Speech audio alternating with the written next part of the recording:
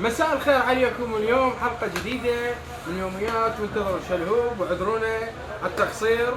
واليوم ويانا ضيف من أحد الشباب الناضجة الموجودة بالعراق، محمد شبل الطائي.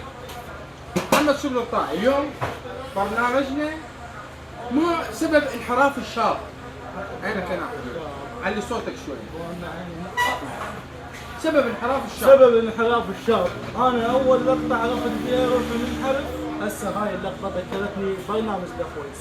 مره صار وياي انا قاعد بالكيف، مره صار وياي قاعد بالكيف قبل بالكشن اللي بالاخير، فضربت التفكوا علي اربع، حسيت روحي قاعد بدافويس. من هاي عرفت اني منحرف، يعني اي لقطه تمر بي انحراف. بعدين واحد مصاحب هيك ناس ونموذج.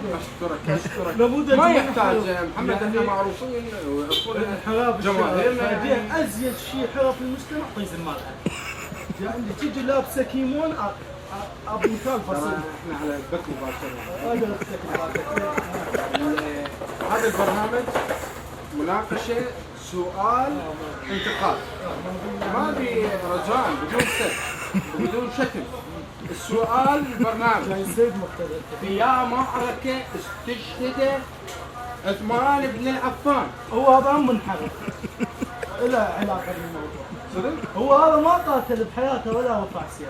نعم. عثمان بن عفان لا قالوا حضر معركة الأرملة السوداء. انا ادري